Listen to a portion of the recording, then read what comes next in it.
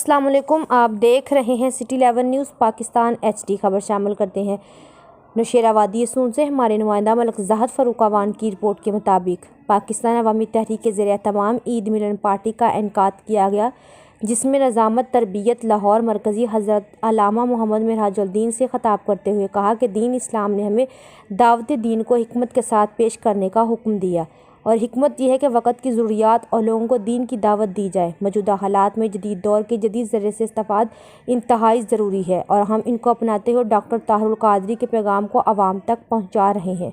فہم then social media کا مؤثر ترین ذریعہ دعوت ہے، جس کے استعمال سے پاکستان عوامی تحریک کا منشور ہر گھر ہر فرد تک پہنچ رہا ہے۔